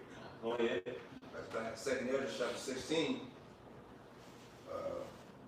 verse 42. He that occupieth merchandise as he hath no profit by it, and he that buildeth as he that shall not dwell therein. He that soweth as if he should not reap. So also he that planteth the vineyard as he that shall not gather the grapes. They that marry and they that shall get no children. These are still metaphors continuing to show you that you're not taking no stock in this place. That's right. Yeah, you have to deal. That's You right. may have to deal with these certain things, but that shouldn't interfere with your walk. That's right. Exactly. That's right. Now, bring out this book, precept. Come. 1 Corinthians 7:29. But this I say, brethren, the time is short. It remaineth that both they that have wives be as though they had none. Now keep in mind, the day and the time being short, our time is different than the Lord's. You see? So that short time for the Lord seems long for us. So we have to keep that in mind, because the scriptures tell you that one day with the Heavenly Father is 1,000 days, is 1,000 years for us. You see? So when you have that time, if you can wrap your head around that time frame, years and hours, you see that time really is short. That's right. That's right. And they that weep as though they wept not, and they that rejoice as though they rejoice not, and they that buy as though they possess not, and they that use this world as not abusing it. That's what I'm saying. And Paul said, yeah, that's what Paul said there, right? Use the word, but don't abuse the word. Meaning you do what you got to do, but don't overindulge. You see? Right. You want to make sure what the Lord said, with food and raiment, be there with content. Right. Use the word, not abuse the word to get what you need. Some brothers might just be him by himself. Some brothers might have a wife and kids. It just depends on your household. But either way, you use the word and not abusing the word. You balance it for your spirit. God. For the fashion of this world passes away. Right? And so that's when you move, you always keep that in mind, man. God. That's what it's talking about. Don't take a stake in this world. Because you know this shit, all this shit is gonna burn up and everything. Nothing's getting out of here but the spirits of the elect, man. That's right. And we ain't got to get it, but some of y'all can read Matthew 6 on your own time. I got a precept. This is Micah 2:10. It says, "Arise ye and depart, for this is not your rest." I don't care how much money you got. You don't. This is not your rest. I don't care how many bad women you got. This is not your rest. I don't care how good your job is. I don't care how fast your car goes. That's right. I don't care how many VC points you got on NBA 2K. Man, right. Straight up. Because that could be a problem too. Go ahead. It says, "Because it is polluted, it shall destroy you, even with the sword destruction." That's what I'm saying. And that's why we ain't going to take nothing out of this place, man. Only thing, if you are the elect, the only thing that's going to lead, the only thing you're going to take with you is your spirit, man. Right. Because it's prophesied that our body's going to be changed if we those men. You see? When the proud ass body going to charity. Right. You know? And these bodies are defiled, man. From top to bottom, man. Go ahead. It's back in 2 Ezra chapter 16, verse 44. They that marry as they that shall get no children, and they that marry not as the widowers. And therefore they that labor in vain. For strangers shall reap their fruits, and spoil their goods, overthrow their houses, and take their children captives. For in captivity and famine shall they get children. And they that occupy their merchandise with robbery, the more they get their cities, their houses, their possessions, and their own persons, the more will I be angry with them for their sin, said the Lord. That's what I'm saying. And that's all this word teaches you to do is take. That's right. You see? And it's going to get to the point to where you're going to destroy yourself. Go ahead. Verse 49. Like as a whore envied a right, honest, and virtuous woman, so shall righteousness hate iniquity. That's what I'm saying. And you see how women are with each other. Oh, You see? He said A wicked woman, I would say a wicked woman's opinion of a righteous woman Right. You done seen it. Yep. You know, we don't gotta get into it. Mm-hmm. You got something, y'all got? Yeah, I actually do. Can you read that verse again? Anybody that been around women, you've seen that. Con. Like as verse 49, like as a whore envieth a right, honest, and virtuous woman, so shall righteousness hate iniquity when she decketh herself, and shall accuse her to her face. When he cometh, that shall defend him that diligently search out every sin upon earth. That's right, and that's the stand of us right now. The fact that we come into the judgment of Heavenly Father, we're known as being holier than thou. Now they think they better than everybody else. Y'all see it too. You know, they try to find out and nitpick and find faults. Yes, we're in the flesh, we do go off, but we have the spirit of rehearsing the righteous acts and fitting less. We understand that we can't keep the laws perfectly, but as an assuring of our faith, we be obedient to what the Lord tells us to do. And because of that, people, that's when we get most of the hate. You know, and that's why it's so important for Israel to see the prophets, to see teaching. You know what I'm saying? Yeah, you gonna have your times in the flesh where you chilling and you fellowshipping, but that's not what the people need to see. Right. You done already seen Israel chilling. Right. Now you need to see Israel in that serious mind state because the Lord means business right now. That's right. This is Isaiah. I'll say this, and then that's when the consolation comes in.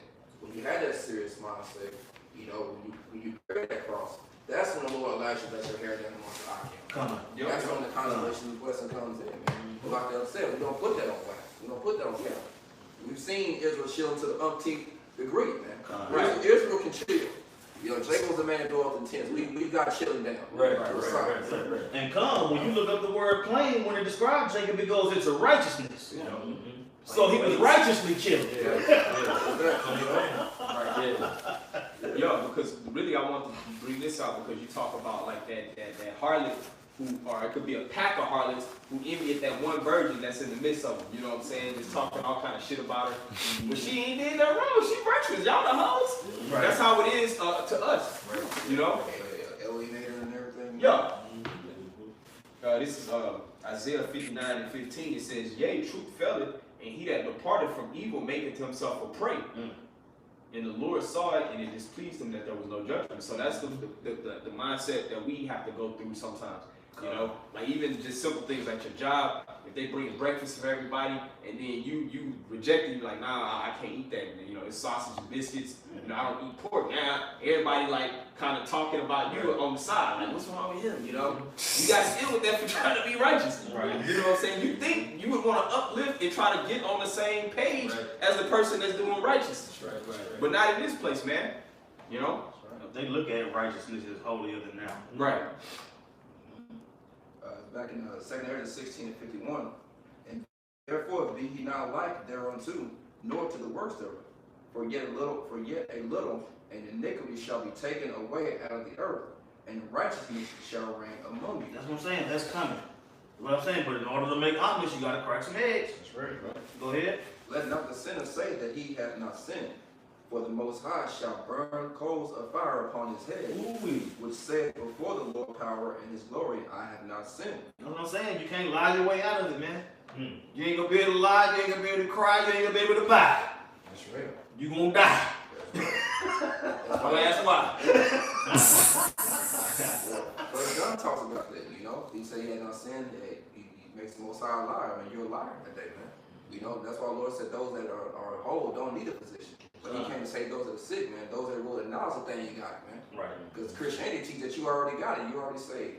These other doctrines teach you already got it, man. That you can fix your own situation. You know, like getting a bank or getting your own money when the damn devil's still ruling, man. But the Most High is playing over a broken, contrite spirit that day, man. No, man, I need help, man.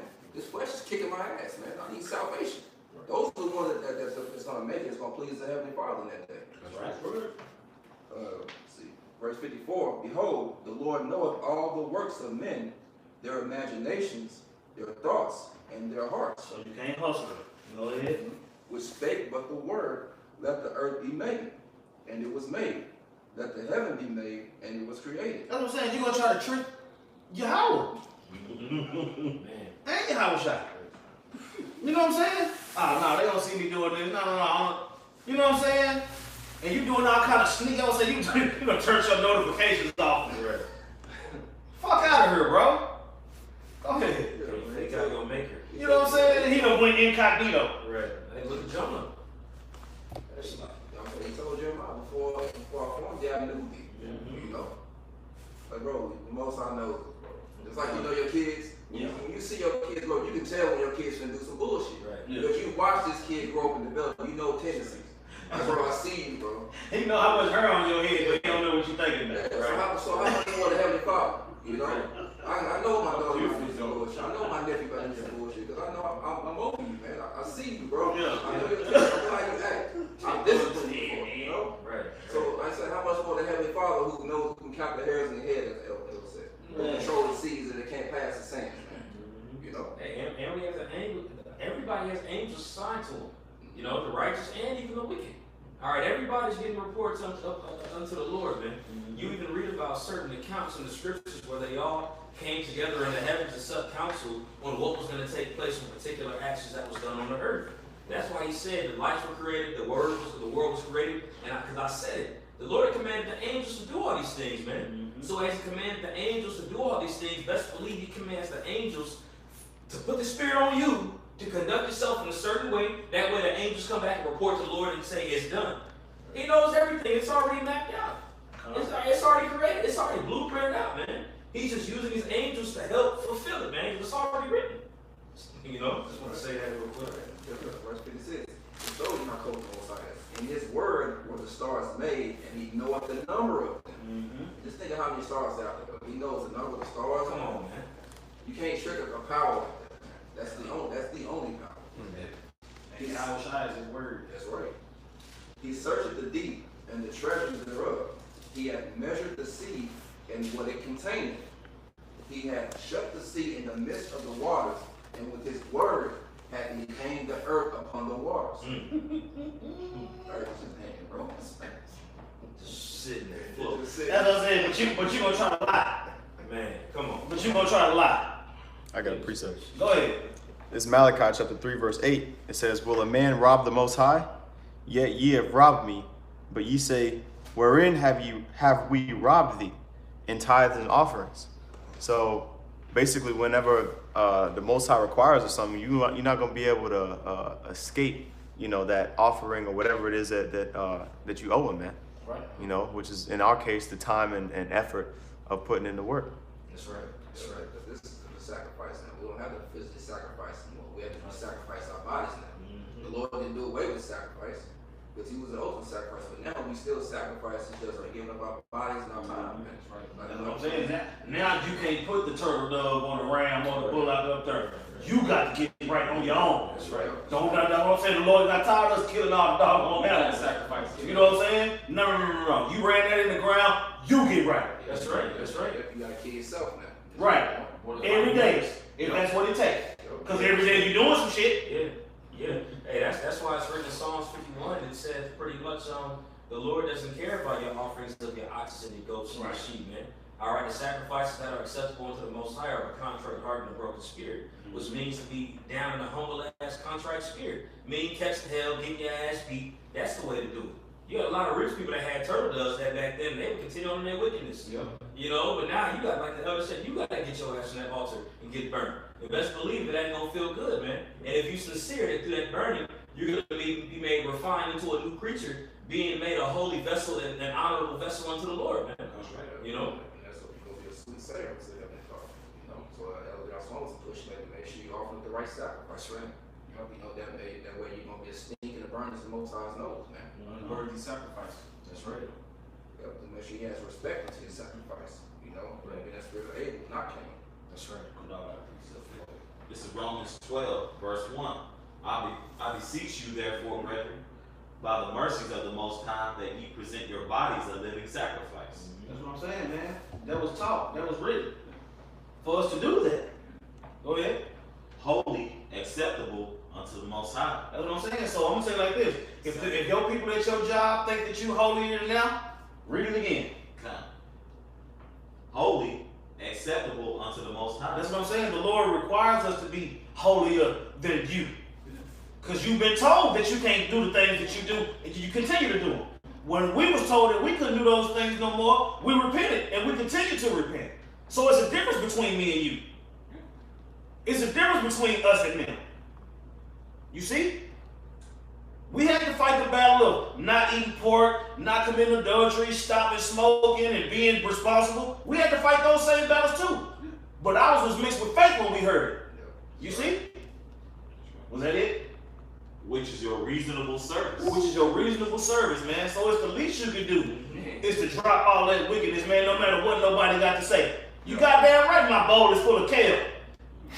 They think they doing extra when they doing their reasonable service. Like, I know Chris Rock, he did that stand-up. It was like Black and Black or something. But he said, Jake, we always want credit for doing shit that they supposed to be doing. Like, bragging about, I ain't never been to jail. Like, nigga, you low expectation. Level expectation, how motherfucker you ain't supposed to go to jail. Right. I take care of my kids. You're supposed to take care of your kids. I do the work of the Lord. Nigga, you're supposed to do the work of the Lord. You know the destruction coming, you want to be saved. That's real. What else are you supposed to be doing? That's right. You're supposed to do what your father tell you, man. That's what Israel is. Yahshua, he's the prince of the power. We're sons, man. You're supposed to do what your parents tell you to do, man. That's right. That ain't nothing new. You know, there ain't no breakthrough in the world. Yeah. So, man, that's why Scripture says my yoke is easy, my burden is light, man. Because Yahshua took on that burden, man. He took on the biggest ass whooping known to man for the elect. For us to we still fall short, but for that to have faith that we can make it, man. For us to be delivered, man.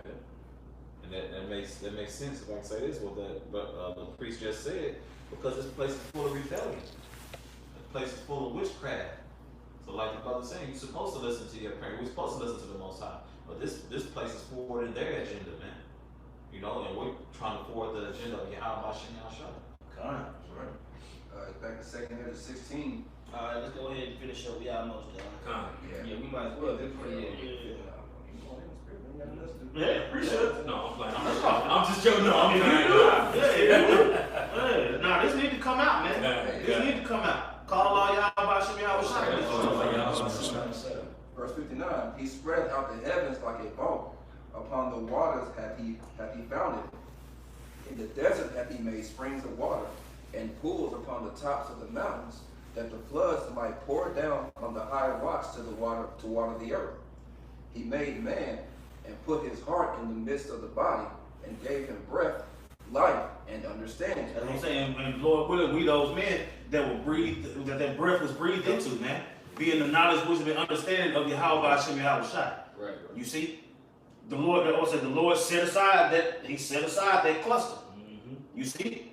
God. And just to land back off of this verse, in verse 6, you find it very interesting when it goes into that. All right, because you have water down here, but you also have water that dwells within the skies. All right, that's why they call the heaven the waters, the firmament. But down there in actually South America, you actually have literally the largest river. And a lot of people think that I forgot the popular river that's down there, with the Rio Grande River or something like that. But anyway, there's actually a river that floats in the sky. All right, and it was on a documentary, but it's not like, it's pretty much like a mist or a vapor that looks like a bunch of clouds passing through that region, and it hits the top of those mountains, and it falls down into the trees, into the earth. And it's just interesting when you look into that. It made me think about it. The Shemayim, the Lord literally made that, and there's an actual example. You can research it in Brazil, in South America, where the rainforest is. It's called One Rock. It's narrated by Will Smith. One Strange Rock. One Strange Rock. Yeah. So that it goes into it. Yeah, I would say, I remember Yahshua said it's an ocean in the sky. Yeah, that's it. That's it. It goes from the Amazon River. That's what it is, Amazon River. Wow, I didn't remember. Verse 61, he made man and put his heart in the midst of the body, and gave him breath, life, and understanding. Yea, and the spirit of Almighty Yahweh, which made all things, and searcheth out all hidden things in the secrets of the earth. Surely he knoweth your inventions, and what ye think in your hearts. There we go. That's the point. Mm-hmm. You see how it went through all the power and the glory and the majesty of Yahweh Shem Yahweh Shai, and you gonna try to fool him? Right. Come on, man. That ain't showing the fruit, man. That ain't showing the fruit of Yahweh Shem Yahweh Shai if you think you can get over on him. Right. You see? You won't even try to get over on your supervisor at work. You know what I'm saying? You won't even try to get over on your supervisor at work, but you're going to try to get over on the Lord? Go ahead. Surely he knoweth your inventions and what you think in your hearts. even them that sin and would hide their sin. That's what I'm saying. So you can't hide it. That's right. You can't hide it. And if you say you haven't sinned, you make the Lord, you make it a Lord a liar. So you constantly, you continue to dig this hole. You know what I'm saying? At the end of the world. Go ahead. Therefore hath the Lord exactly searched out all your works, and he will put you all to shame. You know what I'm saying? How is he searching out those works? By having those angels watching and documenting everything and recording. You see?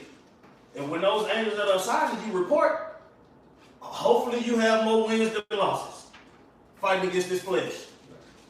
All right, freestyle. Come. This is Sirach or Ecclesiasticus 20:30 and 19. It says, such a man only feareth the eyes of men. See? Such a man only feareth the eyes of men. That's right. You see? So, if you think that you're going to put up a sit down before you go do some bullshit, that's what I'm saying. You're going to get caught out there. Yeah, that's right. I'm going to start at 18. This is Sirach 23 and 18. It says, a man that breaketh wedlock or covenant, because we make a covenant with the Most High when we put our hand in the plow to make that vow to do his work. Right. It says, a man that breaketh wedlock sayeth thus in his heart, who seeth me? I am compassed about with darkness, the walls cover me, and nobody seeth me. What need I to fear? And that's how Jake think, man. Yeah. That's how Jake think, man. You know? And all of us are subject to those thoughts, but the spirit kick in and be like, man, you know you ain't gonna get away with that. You know what I'm saying? You gotta think about the body. How is the body gonna be affected? See, if you ain't thinking about none of that, you gonna get caught out there, man. That's right. Because you want to do what you want to do. Look, man, just like I tell my boys at the crib, you got to do what you're supposed to do before you can do what you want to do. You know what I'm saying? Do the work in sincerity and truth, man. Don't do the work just so people will shut the fuck up and leave you alone. That ain't what this is about. Right. And if that is what it's about for you, the Lord knows it. That's right. So if you cut, good. But at the same time, if we continue to read, you'll realize that them cuts is just cuts, not gashes and chunks. Go ahead. It says, the Most High will not remember my sins.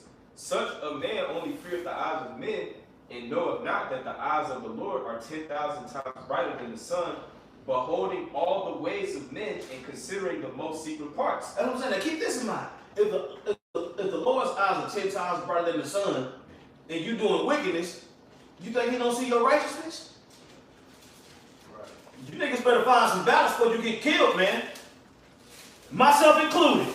Yeah, how about that? I ain't soapboxing or high horsing. No, that apply to me too. If you can't wrap your head around that, man, you're going to be destroyed, man. It's laid out. We reading it. Proverbs 15:3. The eyes of the Lord are in every place, beholding the evil and the good. That's what I'm saying. We do evil and we do good. The Lord see both. The wins got to outweigh them losses, man. Because I'm going to tell you like this. Everybody always trip out when they see a fighter that got 10 losses. But fuck, he had 80 fights. Right. He's 70 and 10. Yeah. He's 70 and 10. But they'll be looking at them losses and be like, no. He's constantly fighting, bro. Right. We constantly fighting, especially against the flesh. That's right. You better hope you come out 51 to 50, 51 to 49. Right. Straight up. Because it's that crucial. That's right. That's a good point, man. That's right. Defend less. Second Ezra 16 and 64. Therefore, has the Lord exactly searched out all your works, and he will put you all to shame. Man, it says exactly, man. You know, there ain't no wavering with it at all. He knows every single last little thing about every single last one of us, man. Mm-hmm. Exactly to the T. Yeah. To the smallest T, to the thousandth of the tenth. That's why he's gonna search Jerusalem with candles. Right. He gonna get all in nooks and crannies and nitty gritty, man. Mhm. You know? Yeah. That's right. The word too, like it talks about in Hebrews the 4th chapter. You know, it basically hits the joints of the marrow and is a discerner of the intents and thoughts of the heart, man. Right. So that's really how you draw out what somebody really about this Straight word. up, bro. You know, Straight up, bro. That's right. Verse 65, and when your sins are brought forth, you shall be ashamed before men, and your own sins shall be your accusers in that day. That's what I'm saying, man. So those very men you was trying to please on some carnality, those are men you're going to get judged in front of, man. your own sins gonna be your accusers. That's what I'm saying. They gonna say you gonna get put out there. I would say the Lord ain't searching to just do away with that evidence. You know what I'm saying? Those men that he set aside, he not. That's what I'm saying. No matter what you can say about a man of the elect, the Lord forgave him before you even could figure that out. Before your Google search, that man was already forgiven. You see? But if you not of one of those men, you still got time to repent. And if you don't, then that's a whole nother topic. Right? That's why the same way as Esau being aired out right now according to Isaiah 47. You know, that skirt being lifted. Hey, like I was saying, you boom boom showing. You know, that's what's gonna happen that day, man. You're gonna be asked out. This is Proverbs 26, starting at verse 24. He that hateth dissembleth with his lips, and layeth up deceit within him. When he speaketh fair, believe him not. For there are 7 abominations in his heart, whose hatred is covered by deceit. His wickedness shall be shown before the whole congregation. Whoso diggeth a pit shall fall therein, and he that rolleth a stone, it will return unto him. A lying tongue hateth those that are afflicted by it, and a flattering mouth worketh ruin. It's the precept going to what we just read right there, man. It's going to be put out there for everybody to see. You know, and case being, you know, we don't want to get put out there when all hell is breaking loose, man. You know, because those that end up dying within this second death are all of those whose wickedness and their sins are getting put on blast before the whole congregation, man. And really, really want to allude this to the body, man. All right, hey, the Lord, what's he going to do? You read in 1 Peter, the 4th chapter, the 17th verse. All right, he's going to visit Israel first, man. All right, and we see it certain, and of course, the elder said, you know, we look at ourselves and we talk to ourselves as well. But being amongst this thing, I haven't been in this thing long at all. But I will say within my small period of time, I've seen guys fall out, and I've seen certain guys fall out in very dramatic ways to the point where their demons and their skeletons are all over the damn floor, man. And that's a scary ass thing. Because the Lord can do it, going back to how the eyes of the Lord are upon every single thing, man. So we know the Lord will do this to his own people, man. Hey, going back to the point, man, he gonna do this. He gonna do all this at the end of the day, man. That was it on that one right there.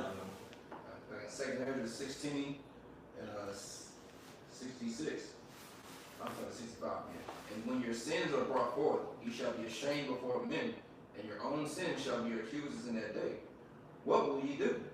Or how will ye hide your sins before the Most High and his angels? Oh. Everybody got angels assigned to them, man. Everybody does. Even us, each other, we are angels because we're messengers. Right. The Most High, that's what an angel is. We're messengers out there pushing his word, so we're angels amongst each other as well. That's right. Because iron sharpens iron. Of course, we don't want to put on no show. You want to exhibit the same character in every aspect of your life. But obviously, that's why a lot of guys that's really out of that, they don't really like to be around the brother. Right. That's right. That's because right. it exposes things within their character that they need to work on. Straight up, brother. You know? Straight up, brother. Go ahead. Behold, the Most High himself is the judge. Fear him. Leave off from your sins and forget your iniquities, to meddle no more with them forever. So shall Yahweh lead you forth and deliver you from all trouble. For behold, the burning wrath of a great multitude is kindled over you, and they shall take away certain of you, and feed you, being idle with things offered unto idols. Ooh, being idle, man. You know, when you go into that idle time, man, that's time, really idle time is supposed to be time that you really dedicate yourself to the Lord, man. Which goes to show you, man, we need to be mindful of the things that we do in our daily lives. All right? Because, hey, man, in that idle time that you have, in that leisure time, I should say, when you're going to leisure, that's what it means, study. Hey, man, you could be going into idols. And an idol don't necessarily have to be a shrine that you got dedicated to some miraculous, man. All right? It could be that PlayStation. It could be that woman. It could be that car. Yep. Whatever you hold high value in that it's hard for you to let go, you need to do it. And need to do it, man. It says in 2 Ezra 14 to renounce corruption. And that word renounce means to put away finally. Yep. And I know, if I can say this, is anything that you put above the Most High. That's right. You put that as a priority over the Lord's business. Right? Because it's a God, because it has power. What does God mean? Power. It has power over you. It controls your actions, man. That's right. It takes you away from the Heavenly Father, like Brother said, man. That's an idol, man. Yeah, right. And even Jay got to saying in church, you know, idle mind is the devil's workshop. So if you're not doing things, you know, towards the Heavenly Father in that work, man, Satan is working on your mind, man. You just read it. Yeah. Yeah, you can read that again. For behold, verse 68, for behold, the burning wrath of a great multitude is kindled over you, and they shall take away certain of you, and feed you, being idle. Being idle. So during that idle time, go ahead. With things offered unto idols. The idle hands of the devil's workshop. Right. That's it. That's it, right You there. know what I'm saying? Period, point blank. Mm-hmm. Go ahead. And they that consent unto them shall be had in derision and in reproach, and trodden underfoot. That's what I'm saying. So all the people, as long as it ain't affecting me, I'm good. Nah, it's affecting you, bro. It's affecting. It might not be. It's affecting you indirectly, but it's gonna be directly. Oh, yeah. It's going to slap you in the face. You know what I'm saying? Yeah, 'cause what- Backhand full of knuckles. Yeah, the Lord said, he that is not with me is against me. There ain't no gray area like this world teaches, man. Right. Either you lukewarm or you're on fire, man. You know, either you gather or you scatter. That's it. That's all, man. That's right. You know, so if you can't say it ain't gonna affect you, because if you ain't speaking against it or With Beirut being on fire, with Spain being on fire, like the apostle brought up, Yeah. it's coming here. Right. You see? And all these things, they're gonna be blaming the prophets. See, y'all was the one talking about all this was coming. See, now look, it's happening. And they're gonna be, they're gonna rise up against us, man. Go ahead. the rulers of the world and say we the problem. Mm-hmm. You know, the guys on street corners are terrorists. But you got everyone else shooting up bars and clubs, schools. You bomb, and you destroying the water, you destroying the air. You know, you destroying the lives of people. You destabilizing countries and economies around the world. But the men on the street corner that just want clean water, clean air, a righteous woman, obedient children, don't want to be a damn slave and being mistreated. Yeah, they want the will of the Heavenly Father. Yeah, they ultimately want the will of the Heavenly Father, man. Peace. You know, want peace on the earth, man. They the problem. That's what I'm saying, bro. It says a great insurrection, which is an uprising, upon those that fear the Lord. So they're gonna be pissed off at us because we fear the Lord, and they don't. We don't fear the Lord. Thou shalt not surely die. So what you scared of? You see, nigga, you gonna die. Take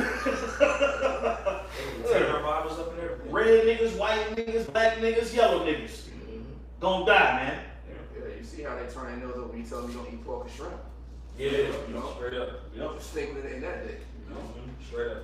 Verse 71, they shall be like madmen, sparing none, but still spoiling and destroying those that fear the Lord. It's that martial law, man. So that's just like Revelation 12. We ain't gotta get it, but you know. That martial law kicking, they start kicking the doors and jackbooted Edomites, man. They were like madmen, because we know there's a list, there's a red, yellow, blue list, man. I heard they even combined the red list and the blue list and made it a black list. You know what I'm saying? If I'm wrong on that, Salakia, but I think I heard that somewhere. They combined two of those lists. Go ahead. That's cool. I wouldn't put it past this devil, man. I mean, that really pretty much shows that anybody that rebels against this beast system, you're going to be known as an enemy combatant or enemy of the state or a domestic terrorist, man. Yeah. Whatever so-called religion or philosophy you subscribe to, you all will be lumped in the same category if you don't accept the covenant of death. You know? That's right. Go ahead. But still spoiling and destroying those that fear the Lord. For they shall waste and take away their goods and cast them out of their houses. Then shall they be known who are my chosen, and they shall be tried as the gold and the fire. That's what I'm saying. So in the midst of all that, you're gonna see who the chosen are. That's right. You see, it's gonna start to become evident to the chosen and the people that sin. That's for real too, because even if you have friends or something, you really know who your true friends are when you go through that person. Or vice versa, like you going through it or a friend going through it, however that person reacts to you going through that adversity, that actually strengthens the friendship or marriage or any relationship. That's right. That adversity, if the two people or the parties that are connected are able to go through a situation of adversity together, they always come out on the other side stronger. Like, man, I know that person's solid now. Right. And that's how it's going to be known who the Lord's chosen. And we're going to go through that fiery affliction. That's what's going to purify our character. You know? Back in 2 Ezra chapter 16, verse 74. Hear, O ye my beloved, says the Lord. Behold, the days of trouble are at hand, but I will deliver you from the same. Stop. We started at the top of this chapter. We approaching the end of it. How many precepts and how much instruction came out through this whole, however long we've been going live? Keep reading. We'll read that again. Hear, O ye my beloved, said the Lord. House of David. House of David. No matter what's going on, I'm gonna deliver you from that because you earned it. You fought your way back. You stood still. Yep. This is that hope too, because it was talking about all the plagues and the turmoil, tribulation, but here's the hope for the Most High's elect. That's right. You know? That's right. And that's time when you read the Jeremiah 30, time of Jacob's trouble, he shall be saved out of it, man. Right. You know, it's gonna be a time unknown to man, but there's gonna be a elect that's gonna walk through, you know, saved and refined, man. And because of that promise too, because we talk about the fear, but because of that promise too, we're prisoners of hope. Like, damn, we might as well keep doing the work and doing what we need to do. Because it's some men gonna have to fit the bill of those that are gonna be delivered. Yeah, that's right. And who else? We see what all of these people in this world are doing, man. This world ain't it, so hey, Right. why not fight? Right. This world ain't got it, bro. Straight up. Say that, boss.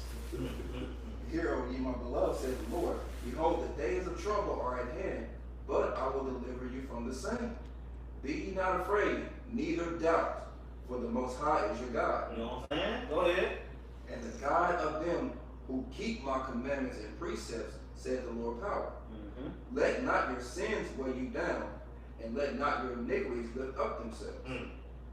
Woe be unto them that are bound with their sins, and covered with their iniquities, like as a field is covered over with bushes, and the path thereof covered with thorns, that no man may travel through. That's what I'm saying, man. So the Lord is saying, after all that, I'm still dealing. I'm gonna deliver y'all. You know what I'm saying? He said, I'm your guide, and those people that listen to you, I'm their guide. Y'all got this. Ain't nobody, I'm for you. Ain't nobody against you if I'm for you. You know what I'm saying? That's right. Go ahead.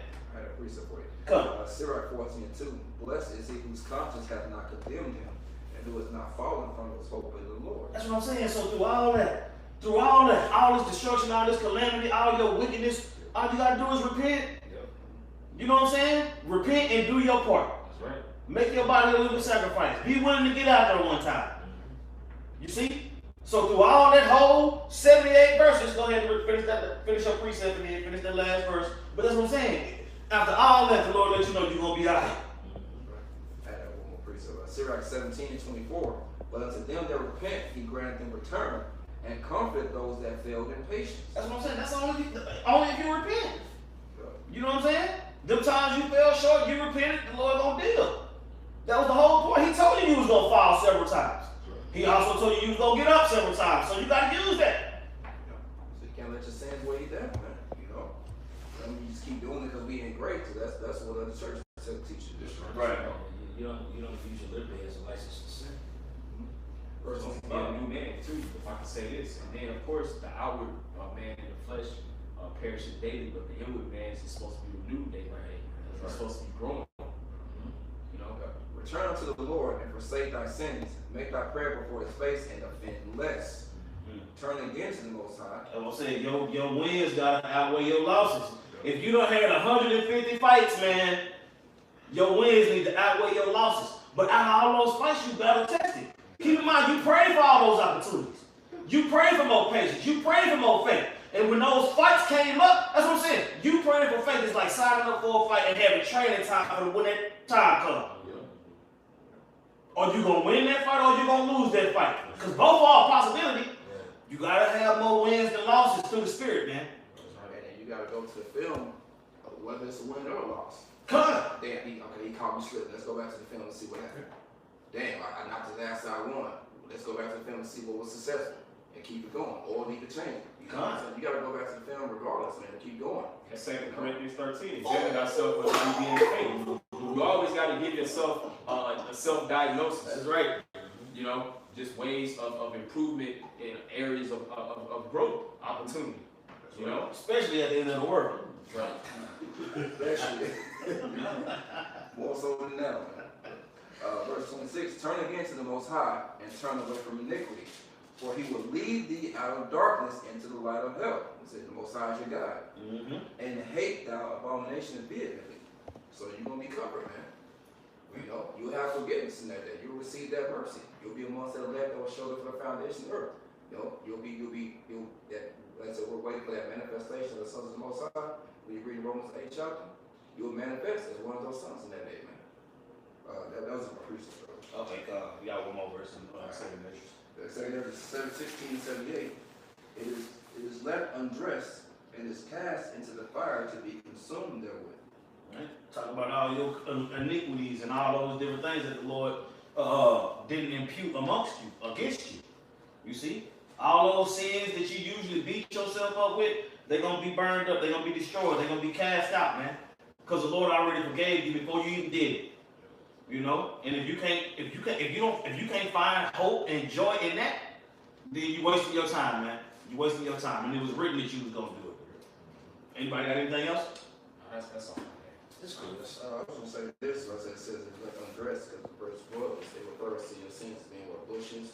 But when you do, we have a garden, they're trimming the hedges and doing all that. So if you're not doing that, it's sin, you know, cutting those down and trimming that. Like we always talk about trim, that's like a thing that's kind of not trimming.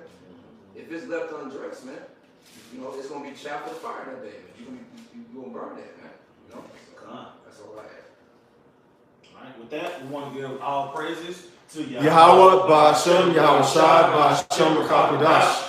Double honors to the apostles and elders at Great Millstone, and peace and blessings to the Akim teaching about the mind, why, my, that's in sincerity and truth. Shalom. Shalom.